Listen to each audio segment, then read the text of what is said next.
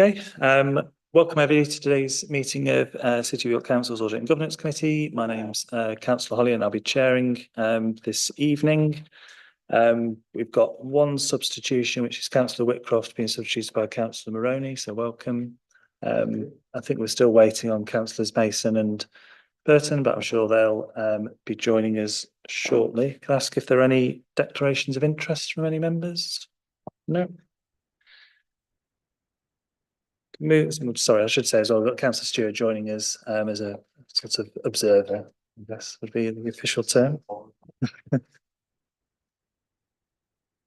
So there's no public speakers. We've got one written representation which has been published online. If we can move on then to the minutes of, I think the last meeting.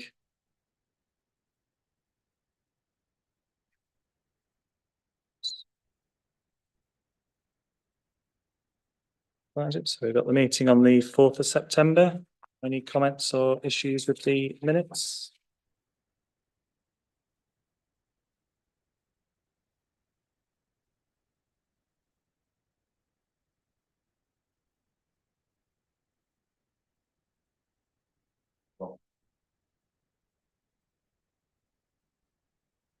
There was one that was an obvious typo, but I'll circulate after if that's okay. It's fine.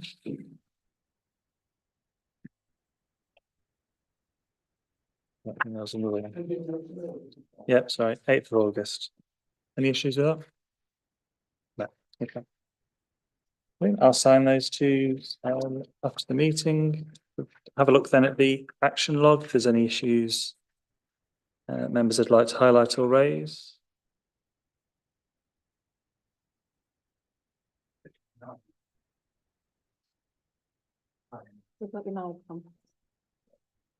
Numbers 59, 66, 67 and 69 don't seem to have any actions. Or action, should I say.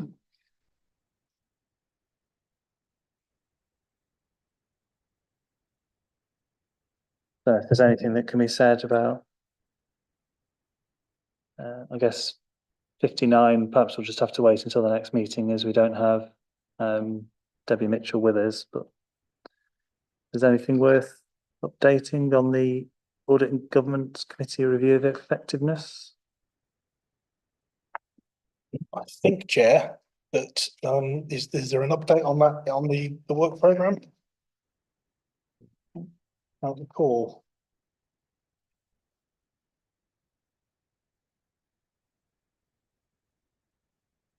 Yeah, if you look at the agenda for the 27th of November, it currently lists the Audit Committee self-assessment on there. Okay.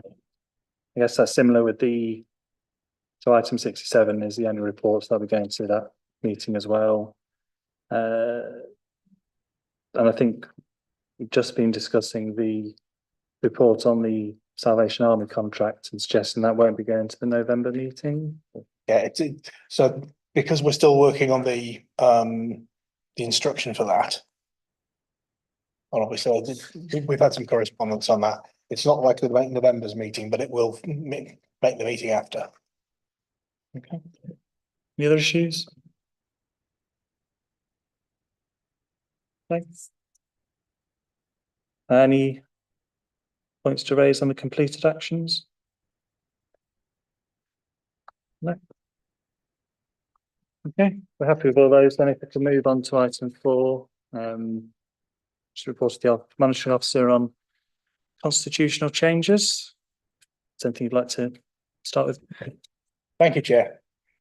So hopefully members have had various documents, including the second supplement that was issued, which includes final comments from the Conservative group, the Lib Dem group, and the Labour group. So we are at a position where that document was circulated to the committee for its consideration. There have been some subsequent email exchanges between the various group leaders, and I think we're at a position where there are a number of items that have been agreed.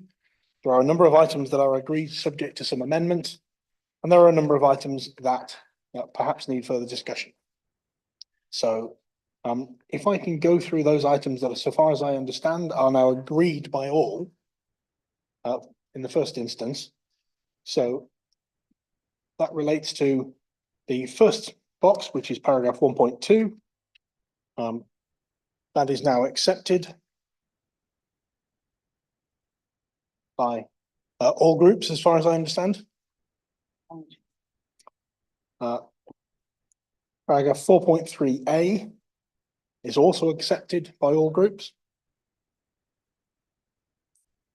Paragraph 5.1 is accepted by all groups.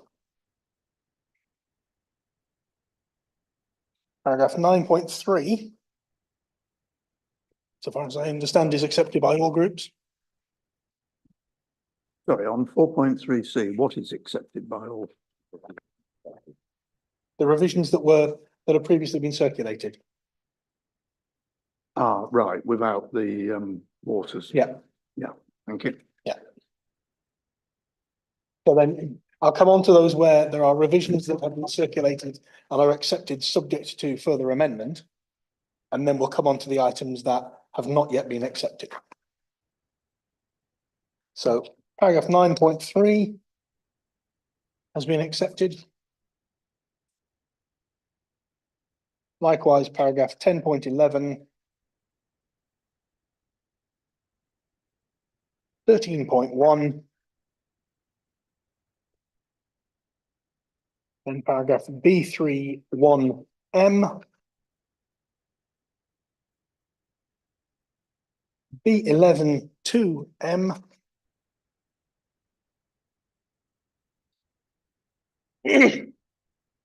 B12(2), B13(1), and B13(3). But all of those proposed amendments have been agreed by all sides without change. That then takes us to the items which will be agreed subject to an amendment. So first of those is paragraph 9.1, which is the length of full council meeting reducing to 2 hours 30 minutes. It's been agreed that that will be reduced to 3 hours instead of the current 3 hours 30. All parties, as I understand, are happy with that.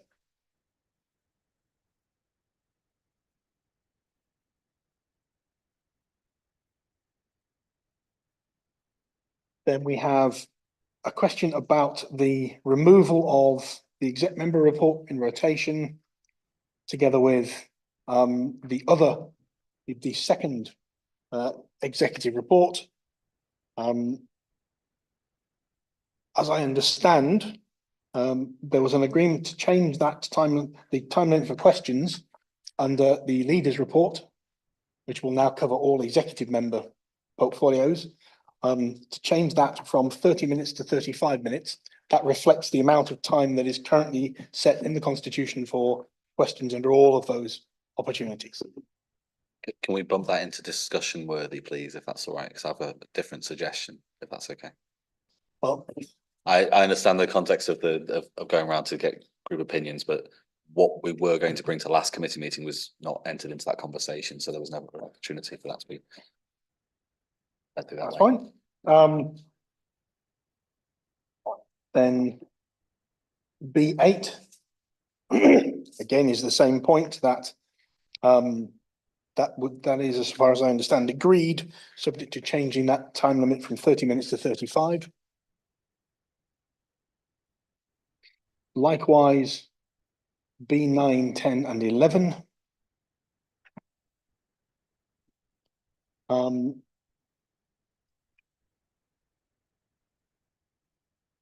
Because that relates to the 3 separate executive reports on the agenda, and the idea of instead collating them into one with a 35-minute time limit. Then we move to B10(1), which is about revised wording for motions. It is, and all parties have now agreed that we'll retain the current wording for motions. So that then also applies to B10 paragraph 2, B10 paragraph 3.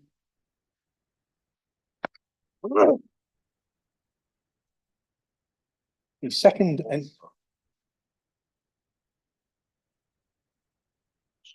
so the agreement is that the current wording in the council procedure rule will be retained rather than the suggested amended wording. That's all existing motion limitations would be retained rather than any of the proposed amendments. Was that definitely agreed across party? I know that it was, it came from our side on that. I don't know if that was then agreed. That's my understanding, councillor. Paragraph B10(3), which is the wording limit. Again, the current wording is to be retained. The second entry for B10(3) relates to the reduction of the number of motions from 4 to 2. It's now agreed that we move to 3 motions as a trial. So we will amend the constitution to say 3. We won't reference trial in there. We will see how that plays out. And obviously the constitution will be revisited in due course. Then on to paragraph B10(7). That will obviously, and that's revised wording for the rejection of motions by the head of paid service. That will revert to the current wording rather than the proposed. What was the current wording for the other appropriate reasons? What was In column 3. So the current wording says, in the opinion of the chief operating officer acting in the capacity as proper officer is out of order, illegal, irregular, or improper, it may be rejected. okay? And then there's further clarification in there. And then paragraph B13, which relates to 10, 11, paragraphs B, 10, 11, and 12 in the existing version. They will be removed because of the introduction of the 35-minute time limit for questions. Then paragraph B12(1). Again, that will no longer be introduced because we're retaining the existing wording for motions. That relates to both of those B12(1) entries. Paragraph B13(3)(f). There is an agreement between all groups to retain the current wording rather than the amended. So that includes the words in brackets. And then paragraph B17(2). Again, it is agreed that the existing wording will be retained. I'm confused by what was 10(13)(3)(f), sorry. Sorry, B13(3)(f). B13(3)(f), related to proposed deletion of some text after point of order. So if Yeah, which used to say you have to refer to the specific standing order. Can we discuss that point in the discussion as well, if that's all right? If you will, but the same, my understanding is that the groups have agreed it. Yeah, so that one I agree, the group leaders have agreed it, but I did have a different opinion, so it'd be good to discuss if that's all right. Not to undermine the powers that be. But... Councillor Stewart. Thank you. Yeah, I mean, I've not really commented on this particular one, but I do agree with Councillor Rose. I think, well, I agree with Councillor Rose's concern.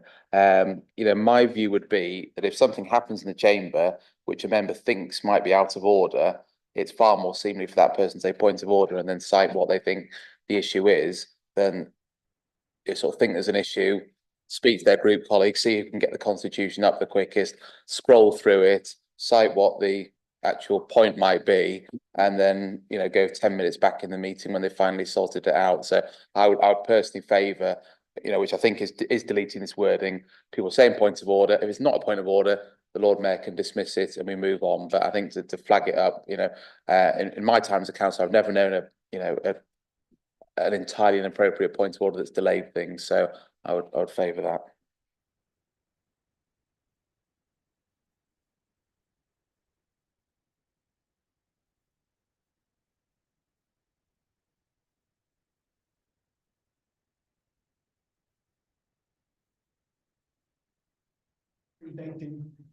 Publication. Apologies. These are all items which are agreed by the groups, either in correspondence predating the publication of the list, or post dating it, which members have had access to. So that then leaves us with a relatively small number of items which are not agreed so far.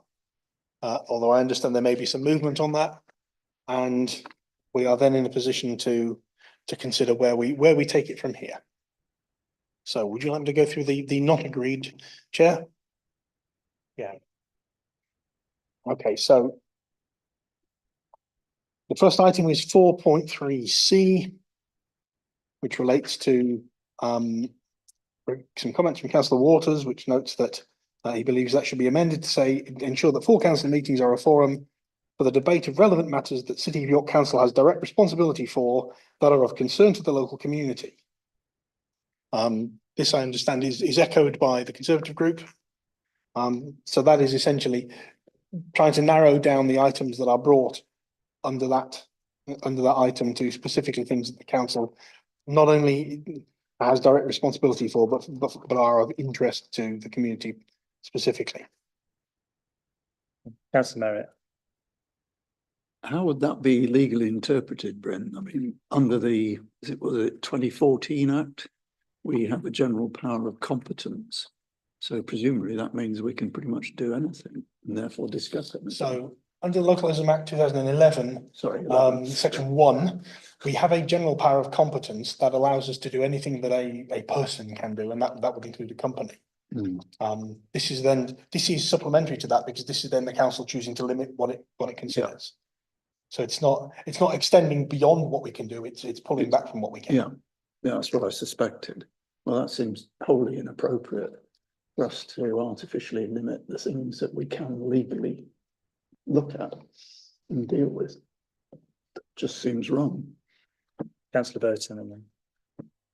Sorry, but I'm lost on which page. Look at the supplementary schedule that's got the. It's the second supplementary, which includes the Labour comments. Is that the one that came through at 4 o'clock? Oh, sorry. I don't know where it's gone now. Hang on a minute. Sorry, I can't go on until I've got the right. Councillor Stewart. Go on.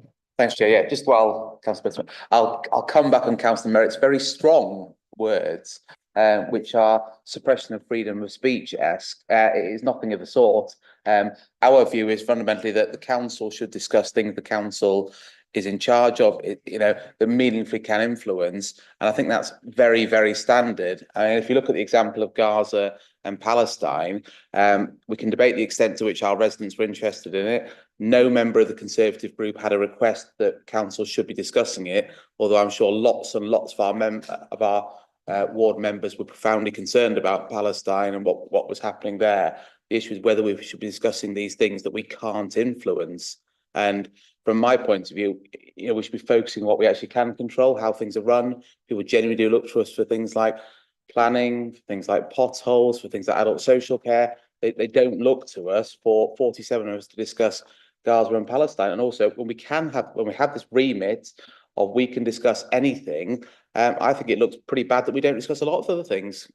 Why don't we discuss Sudan? Why aren't we discussing Ukraine a great deal of the, assisted dying is an incredibly important issue. City of York doesn't control it, apart from those tenuous links to adult social care. But if we don't discuss these things, then surely it means we don't matter. So it's not about suppressing freedom of speech. It's about, meaningfully what we control, which I think is quite standard. If you went to the Bowls Club's, constitution would be about bowls. It wouldn't be about all of the members bringing their own interest there to discuss and see what everybody thinks about things. I think Councillor Rose and then Councillor Merritt. Yeah, I totally empathise with that position, and I think that there's certainly an argument that you could say that things that are of concern to the community could include pretty much anything. And that week it might be the price of Beanie Babies having gone up compared to the last 20 years, or whatever that particular resident cares about. If there are enough people, then you could argue that. But I think that having that lack of limit is a good thing. And I don't think you would find in the Bowls Club constitution a point that says you're not allowed to discuss what happens outside Bowls Club. And, I don't think necessarily you need to have that limitation in place. If we choose to talk about assisted dying, then that's what we're choosing to do. If the public wants us to talk about it and we're talking about Gaza instead, or vice versa, then that is something that residents should raise with us as a concern about why are you talking about this thing we're not interested in. But if the public really cares about something, and that's the one thing they want us to talk about, and we go, we wrote a line in the Constitution and technically we've interpreted it to mean that this can't be something we discuss. I think there is concern there, and I think saying we can only talk about things we have direct responsibility for, which is Mark Waters' suggestion, I think is too far. I don't have any problem with changing anything we have concern over under any circumstances, something a little bit tighter, but I don't have a suggestion for what that looks like. But I think reverting to only things we are directly responsible for does tighten it too much personally. Okay, Councillor Merritt. Well, as of this year, we no longer have direct responsibility for local transport plans. That has now gone to the combined authority. So on the basis of this proposed amendment, we wouldn't be able to discuss local transport plan. I think that's the sort of nonsense you get into if you go down this particular road, Chris. And I think, you know, in terms of your wider point, as opposed to the more technical point, I think it's up to us to exercise our ability to put in motions responsibly against the things that we think are pertinent and important to York residents. And to say that you had no representations about that other issue, I seem to recall that we had speakers at successive councils asking for us to discuss that issue, who are York residents. So I'm assuming they were addressing your group as much as everybody else in the chamber. So you can't say that there weren't representations to your group on that.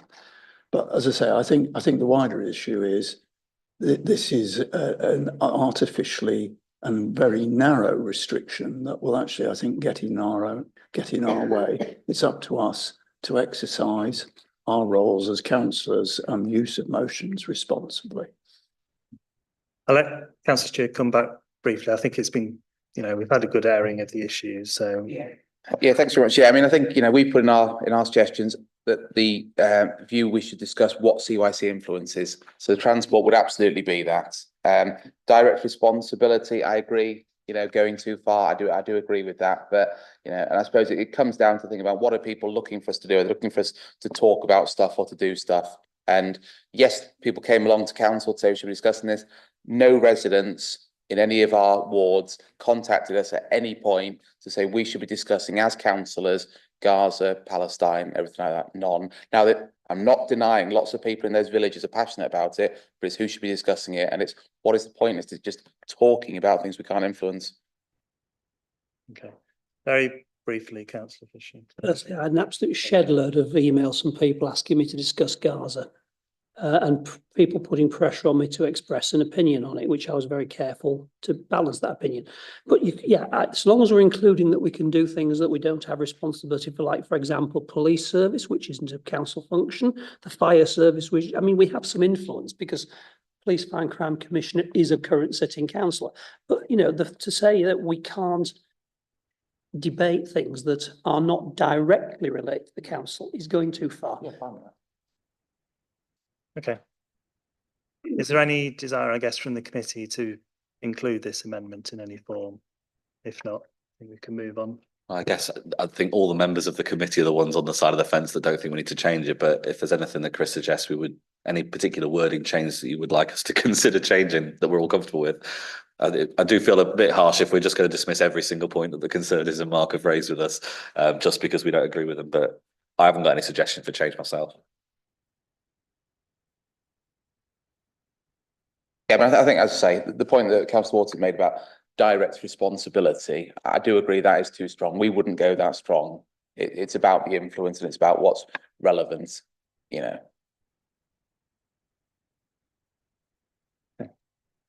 Say I'm happy with the wording as it is. I don't want to narrow down what we as councillors are able to choose ourselves to debate. But if anybody would like to suggest anything, then otherwise this has basically all been agreed now. The closest I can come up with is where we have responsibility, influence, or there is a significant level of public interest or some wording around that. But I mean, to be honest, I think that leaves it as open to interpretation as it is at the moment. But I can't come up with any better wording on the fly than that, I think. So I'm happy with the existing wording, with the acknowledgement that we all agree we shouldn't just be spending loads of time talking about things that aren't relevant. Okay, I can't see any suggestions that we do change anything, so we could just move that, I guess, into the block that's going to full council if we carry on. So then paragraph 7.2 was a query from councillor Waters as to whether or not summonses for council meetings should be sent to all aldermen and alderwomen as well. This is certainly not a legal requirement. I don't think there doesn't seem to be any particularly strong feeling, but obviously it's a point that has been raised and perhaps at the very least needs ventilation here.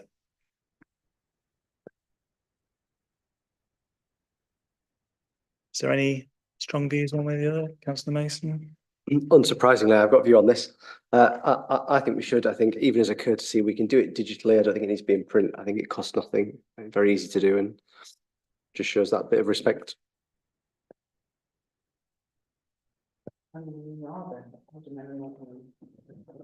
Not many. You've got to do 20 years, so not many. 10, 15, if that. Councillor Fisher was counting them. No, I was just thinking about the cost of it, if it was like 300 people or something like that. I think the suggestion is we send a digital invite. Yes, yeah. To each of them. Yeah. I'm wholly ambivalent on the subject, Chair.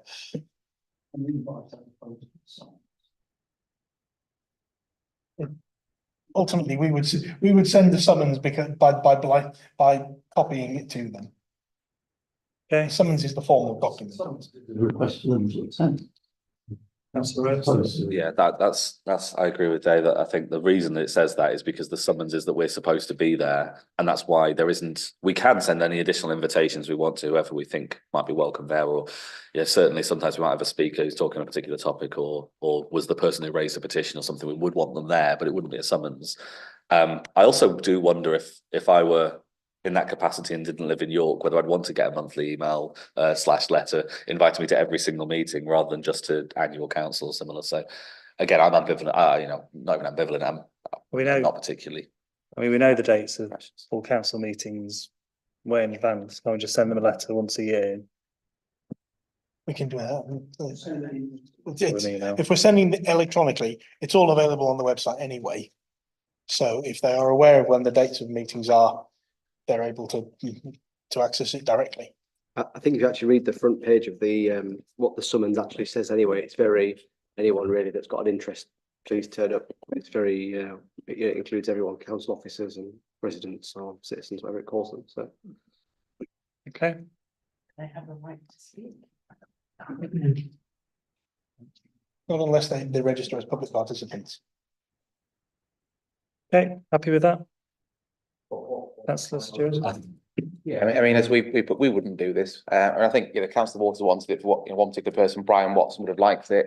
I'm sure Brian would have liked it. Very much the case. But we do have finite resources, so I think Democratic Services keeping a list of who the aldermen are. We've changed the dates of full council, so presumably we'd have to let the aldermen know that we're changing the dates of full council. It just to me seems a pointless headache. And if we're writing to every alderman every time there's a full council saying there is one, and no one ever turns up, to me, it's hardly helping democracy if we're issuing all these invites not turning up. So I really can't see what it's achieving apart from adding hours of work on which are finite.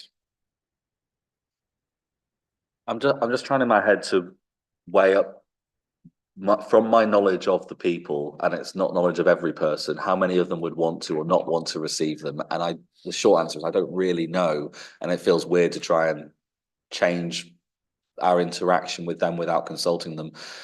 And I'm just feeling a bit uncomfortable with us saying we're going to change how we've always done things in the past, something new, without talking it through with them. So I wonder whether this is something we just take away to just do a light consultation of, would you like us to change this? We can always put it through a future consultation path. I think we just add an extra bit on the end to say, and send a copy to every. But it just be person. come to the public participation protocol and be, Yeah, I mean, ultimately, Chair, we don't have to include this in the constitution as a requirement. We can simply do it. There's nothing stopping us from doing it now. So if we get something back from the alderman which says, yes, I'd like it, well, that's fine. We can add them to a list for that purpose. And that we can potentially actually personalise it far more than simply sending it to everybody. okay, The problem is it will create more work engaging with them and trying to ask 21 people or whatever how they want to be engaged with. I think we already have their emails because we involve them in other civic events. Just send them a letter once a year saying, here's the dates. Yeah. When we send them the annual council invite, we just tack it on. Here's the dates for this year's schedule of council, or even just a link. Here's a link to this year's schedule of council. I think it's just respectful for people that have given 20 years to the city. If that's the case, Chair, then I would suggest we don't include it in the constitution here. We simply take that on as a practice. We can do that. okay. Are we happy with that? I agree with Ash's point that we should add it to the action list if that is an action. Yes, I thought one of the key things was us trying to simplify a process rather than complicate it. And I could be wrong, but I don't think there's a vast number of aldermen and women that turn up to council meetings, which they could do if they so wished. Maybe they would. But I if they got agree an with annual it. leave. Information to share, but I don't think it should be a regular thing. Once a year is fair. Okay. Next one. Then the next item we have is 10.8, which relates to, my apologies, Chair. Next item is 10.8, which relates to the public participation rules, and in particular, introducing a requirement that registrations to speak at meetings can only take place once the agenda for the meeting has been published. At the moment, we don't have consensus. So I think the Lib Dem group's accepted. And as for any of the other issues that are, we're happy with the position as set out in Claire Douglas's last email. So anything that's in the current, not agreed box can be moved to the agreed one. Okay, that's very useful, Chair. Thank you.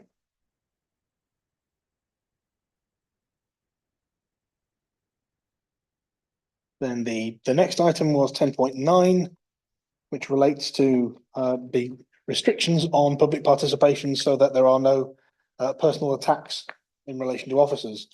Councillor Waters, as you'll see, has made some comments there. I'm conscious that Councillor Stewart has made some comments as well. He's present, so I shall defer to him for anything he wishes to say, Chair. Would you like to say anything on this issue? Or? No, I mean, this wouldn't be something we'd have a vote on. I mean, our view is that, we do massively overdo this, saying before the meeting, there's nothing to stop racist attacks on members in the constitution, nothing to stop objects being thrown from the public gallery in the constitution.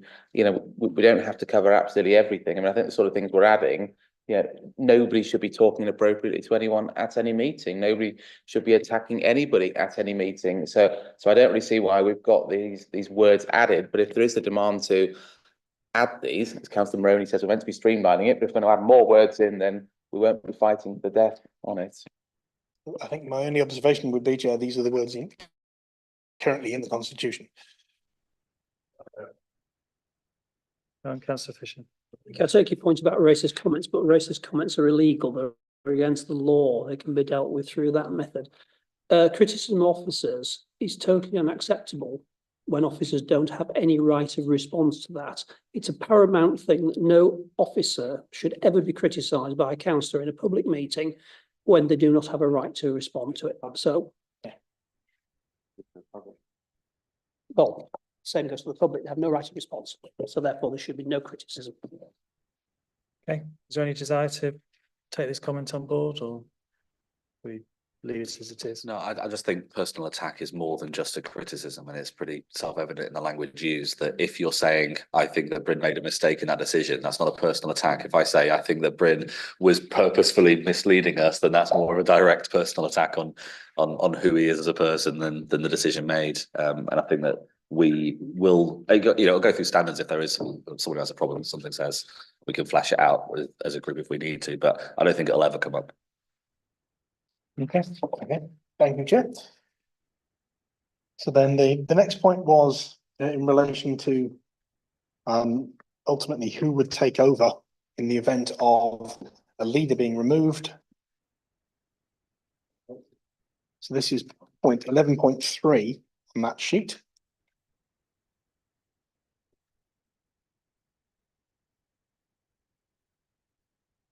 I don't think, I'm going to check.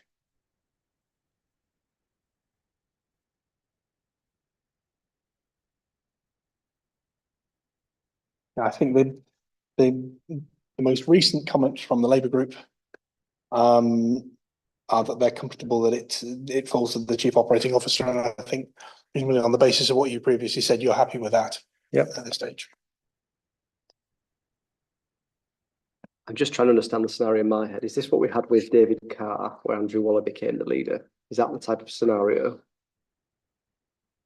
So the scenario it's talking about is where the leader of the council is removed by council, which inevitably means removed by their own group as Okay, well. so not where they resign at a meeting. So the council had resigned at a full council meeting. No, this The deputy is leader actual would removal. stand. Okay, that's fine. Yeah, if Claire murders someone tomorrow, then who's the leader until we've elected a new leader? Either do we default to the deputy leader and keep all exec in post, or does the COO have the authority and nobody's in any position at an exec level? And there is an argument on both sides of it. I think Labour and Lib Dems have sort of fallen to there shouldn't be a new leadership until, because the deputy leader may well have something to do with the leadership, etc. as well. They were chosen by the leader. Isn't it? I thought that if the leader goes down, then their executive goes with them. That's rather the point that in law they are appointed by the leader, and therefore technically once the leader is removed, the executive disappears. Including the deputy leader. Yeah. So I guess I think the point on that is that that's convention, but legally that's not something we have to do. So the question was, did you want to be in a situation where deputy becomes leader, or do you leave it to the COO? I think in a situation where a leader is removed, you don't know what the other consequences are likely to be, but the COO is there for stability, and therefore I think that is the convention we've got at the moment. Okay, we'll move on to the chat. The next point relates to the amount of time that the next point relates to the amount of time that opposition group leaders can spend responding to the leader's report. Again, that was the suggestion was to reduce that from 5 minutes to 3. I think again the Liberal Democrat group is now content, shall we say? Yeah, I think clearly 5 would probably be better, but it's not a dire do. sorry. What point is this? And I have another point about this. This is point B7.1. Thank you. My other point is, I noticed in this document that I was given as well. Yeah. That there's not much talk about reasonable adjustments to times taken to talk. And I think when we were in the working group, we decided that, for instance, somebody might have a speech impediment and they may need extra time to speak. And we were going to put in a clause that covers sort of everything. And I think, if I recall, the discussion became that it becomes so difficult to word a clause that would cover all eventualities, that actually what it falls to is the Lord Mayor's discretion to simply not say at 3 minutes, right, your time is up, and to simply allow that flow to continue. And you don't think there's a point where we need to put that in? I would like to think to remind people. But no Lord Mayor would be so insensitive if someone clearly suffers from a stammer or a speech impediment that they look at their watch and say, I'm sorry, you've had 3 minutes, we're done now, without pausing. And obviously there are officers sitting with the Lord Mayor who will be there to make that point to them. I would just like to say that if you were reading this as a public participant, you might then see that and have a speech impediment, and you might not realise that you should flag it if you don't see it written. Let's just.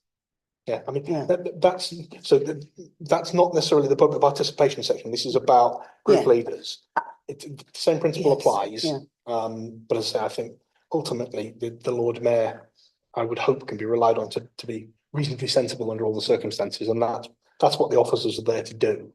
Unfortunately, in the fairly recent past, there was a little bit of an issue about disability and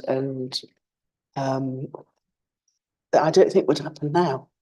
but it did happen. I just wonder and worry that it's a good idea to have something in there about it. And I did bring this up at the working group meetings.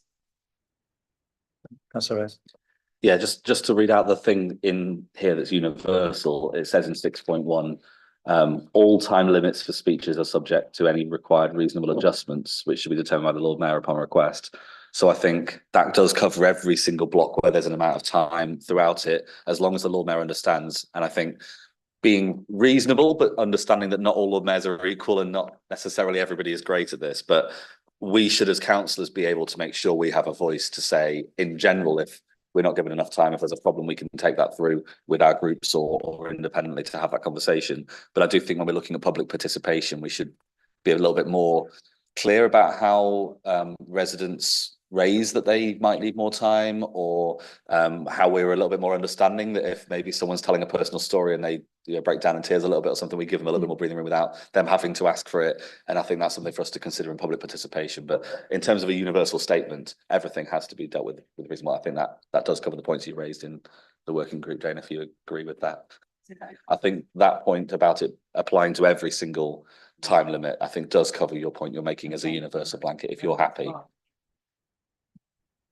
And then the last one that we have is B1120, which was a query from the Conservative group about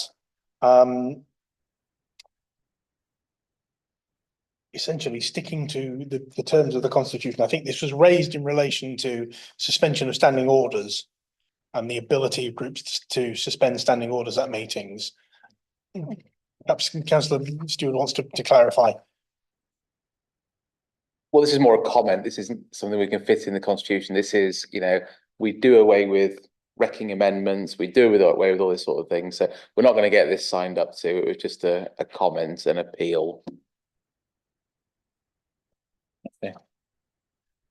So that then takes us through all of the amendments. Now, I'm conscious that Councillor Rose had a couple that he would like to speak about. But subject to that, it would appear that we have consensus or a point of agreement on all items in the schedule. Okay. And obviously, the schedule only covers things where there were a disagreement in the first place. So the remains of the rules as proposed were accepted in the first place. Okay.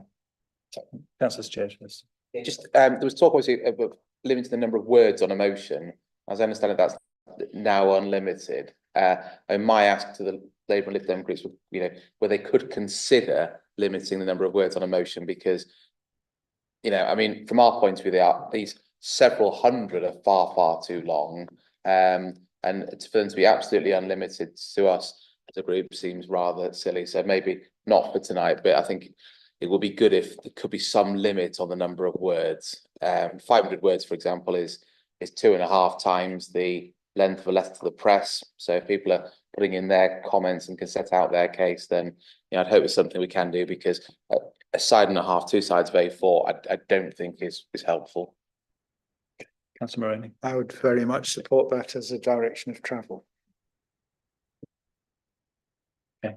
That's right. You've got 2 issues you'd like us to. Yeah, well, and that was the third one actually, was the fact that I didn't think that was a consensus across group leaders, because I felt that one group leader still wanted it to be 500 words. And I guess you're saying you're accepting that we're not having a word limit, but you'd encourage heavily wherever possible to meet it. And I think we in the working group had that, where we can envision a situation where you might need a motion to be longer, and having a limit that's hard might prohibit it. But if you have 500 words or 1,000 words, and then you have an amendment that changes 1 word in the papers, it takes up so many pages, and it makes it really hard to kind of get through it. So even if it doesn't cost loads of extra time of officers and loads of time of discussion, actually it does have an impact in ability to use it. But I think if we're moving past that and the Conservatives are happy, then at least we've got consensus on that point, that we'll try and limit but not enforce it in the Constitution. Okay.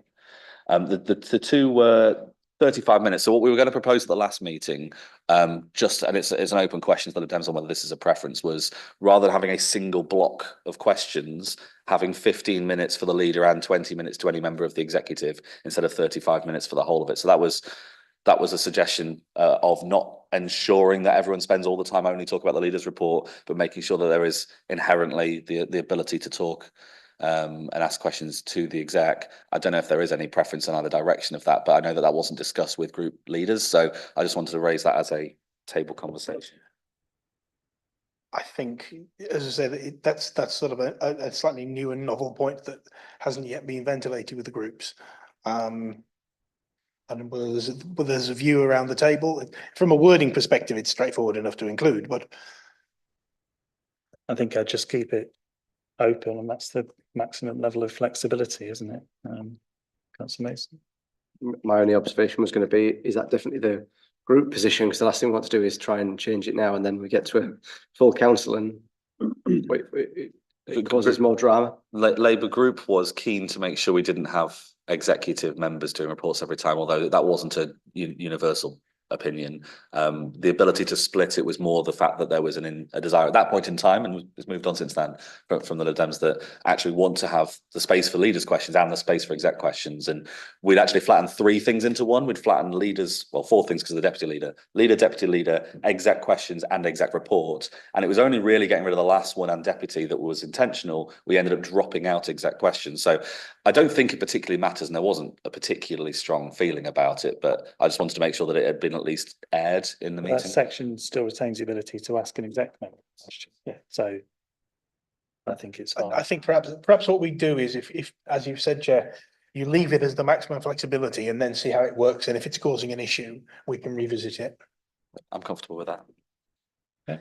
And the other one was the point around naming the specific standing order in the point of order. And just to, I guess, back up what Chris said earlier, I think if you're expecting a new councillor who's not very well versed in the constitution to know that it's annex, it's A3.17C that says this particular wording, I think you're really setting it up that only 3 people in that room will ever be able to raise a point of order, unless it's one they prepared before the meeting, which sometimes does happen.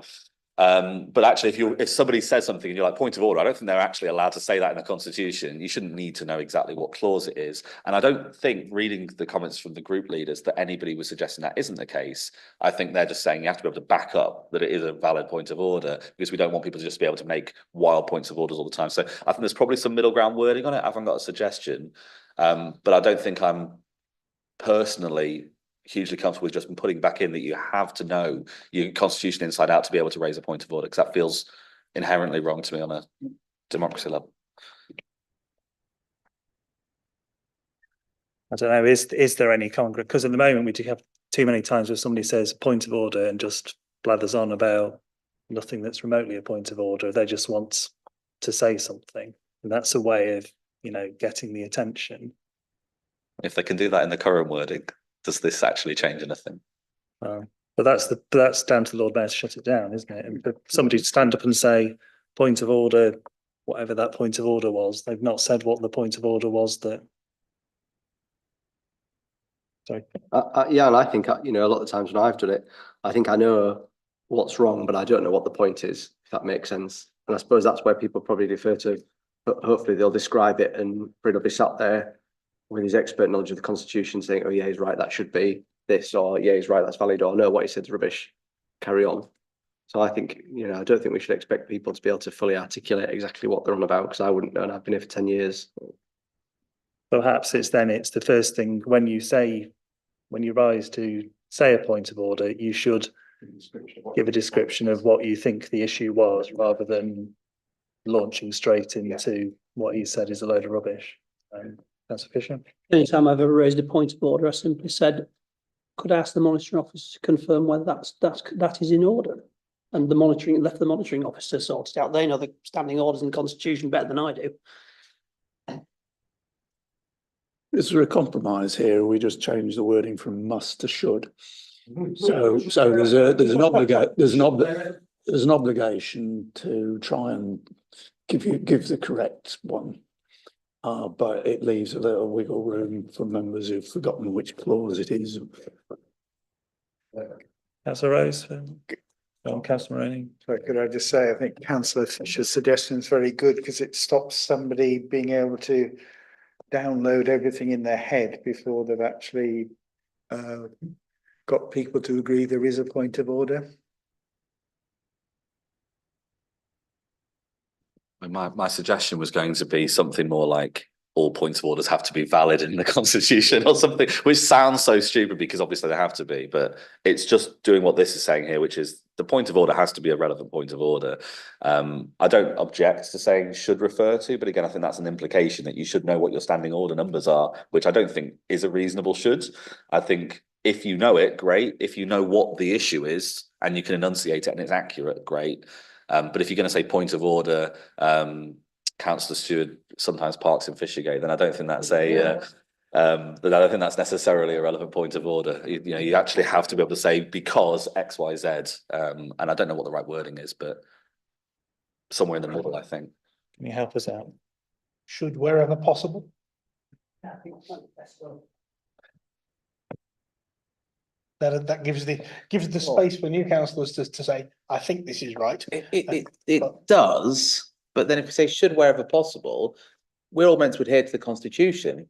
So we're saying to every councillor, you should be familiar with the constitution and you should be familiar with the standing orders.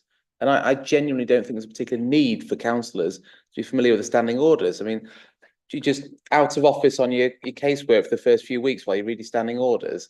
I don't think there's a need for it, really. We got a proposal, I guess, that we can decide whether or not we coalesce around. I think, was it Councillor Merritt's suggestion of changing to should and your wording? Are we happy to put that forward? Seem to be. Yeah. Inclusion of should. Inclusion of should. I think your suggestion of should where possible at the end of the sentence. Where possible. Because I think even should people will read as going, oh, I should do this, therefore I have to. Even though we know should and must mean slightly different things. I think where possible implies if you don't know it, that's totally fine. And I'm happy to support that as well. Okay. I believe, Chair, that means that's the entirety of the list of contentious issues, which means that we are at a stage where hopefully we can refer it now to the council, subject to the amendments that have been discussed and agreed tonight. Okay. Yes, well, thank you as well to the members of the Constitution Working Group and the groups as well for going through and working to that position. I think, you know, that is quite an achievement, really. You're going to move on then to next. As a final point, then, following some discussions between the group leaders, there is a proposal for a revised way of the working group operating. So the proposed intention now would be that I will prepare a revised document that will be sent to the working group, who can consult upon it with their respective groups. We will then meet as a working group to deal with the high level issues. And again, effectively the red lines within that document. Once that's concluded, that can then be brought back to this group, knowing that group leaders have all had sight of it. And effectively, whatever we end up here with has been signed off by groups. And assuming that there is then consensus here, that can then be referred on to the full council meeting. So that's the suggested way forwards. Okay. You happy with that? Yeah. I think it sounds like a more reasonable way going forward. What we ended up in this situation with was a 7-person working group working through it, and then we ended up with a 5-person working group of the people in this document then doing the same work a second time. And I think this hopefully helps us streamline and get to conclusion faster. So I'm happy to endorse that if ING is. Just one little idea on the main change we're talking about. Given the independent members not here tonight, is it worth explicitly sending the you know, what we've agreed tonight to the independent member, just say, do you have any thoughts? Because then if any of those issues that are sort of finally just bouncing around, he might be able to influence them. Yeah. Chair, he was invited. He didn't turn up. You know, as far as I'm concerned, if he's not taking the opportunity to come and influence debate, we went out of our way to make sure he was consulted, and he gave comments, but. Yeah, I think, yeah, for good reason he's not here, let's say. Sorry. Yeah.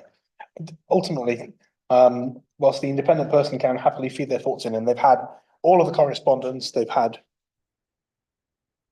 Sorry, they've had all the correspondence, they've had all of the papers.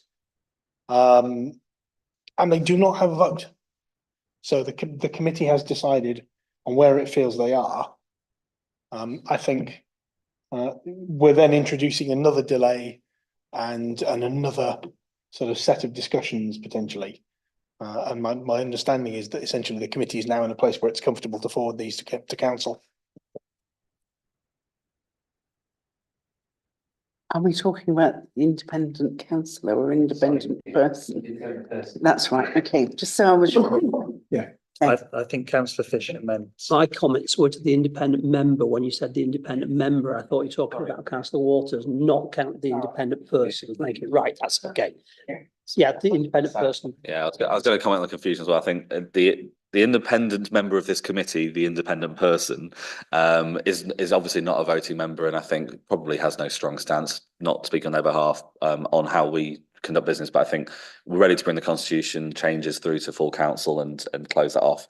In terms of the working group, we can make further changes. So, you know, both the independent member as a councillor and the independent member of this committee as the independent person can add any other comments or feedback if they think we need to tweak anything on that working group suggestion going forward. So I'm comfortable to progress unless anybody sends in their comments for a future meeting that we change.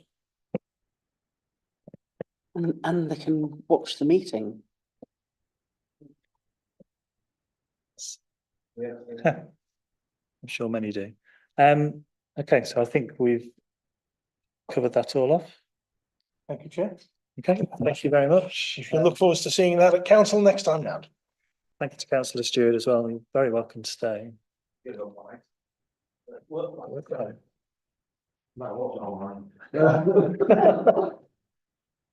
we can move on then to item 5, which is the work plan. I guess just to highlight any significant additions, changes, etc. I think it's fairly self-explanatory.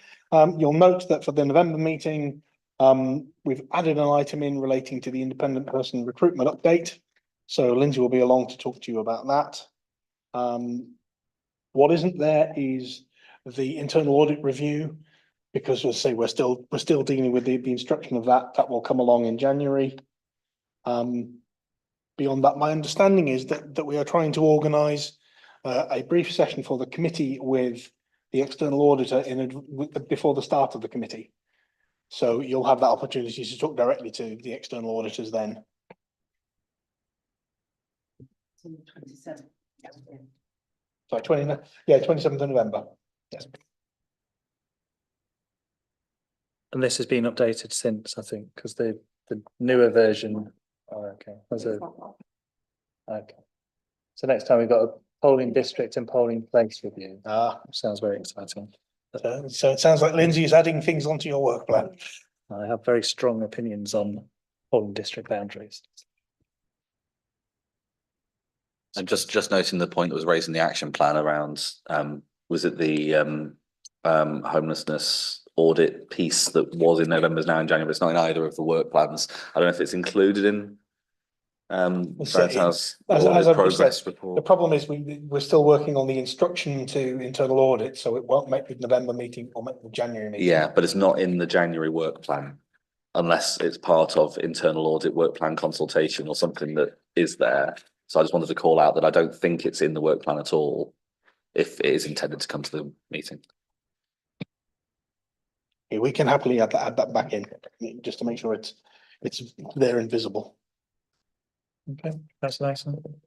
I just wondered the bits that are down at the bottom as upcoming items.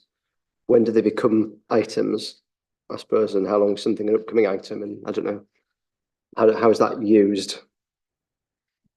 Is it just like at some point we'd like to do this, or is there a aim to do it within so long? So they are items that we know will be coming. We just haven't yet programmed when they're going to turn up. Now, as you've heard, the community governance review update is presently on hold simply because we have no instructions on it and we are still working our way through what would need to be done. But in the meantime, an alternative report relating to polling places will be brought next time round. So once we're in a position where we know what the timescale is going to be, then we can add those items onto the work plan. And the code of conduct, is that just a review or? just a look at it, or what's that It will about? be particularly, it will be an update on the procedure rules for that. They've been through some consultation with the Joint Standards Committee. And they're currently undergoing some further revision. And then obviously that will work its way through the constitution process. Okay, any other issues? No, I think all three of those things are important things to bring through, and you can make an argument that the community governance review goes into the corporate governance report. Like there are people that kind of overlap in a few of those different areas, but the sheer weight of what's in January and how much of that might spill into March, I think makes it currently impossible to schedule those in. So I think when we get to November or January's meeting, it's worth trying to find a slot for them and schedule them. But right now it looks impossible. Yeah, and I guess we're only really looking sort of 6 months ahead at the moment, aren't we? So perhaps those things will come in. So as I understand it, the intention is that at November's meeting of council, there will be the municipal year planner for the next year. That's certainly the intention. If we're very lucky, you might actually get 2 years worth. I think the next municipal year is now scheduled at least on paper. They're now working on 26-27 with a view to trying to bring it all for council so that you've got 2 years worth that you can plan around. Once we've got those dates agreed by council, then we can start to populate what sits next on the work plan. Can any extremely nosy members get involved in just validating that before it comes through to council papers? I think it already has been. I think it's been round to group leaders, is my understanding.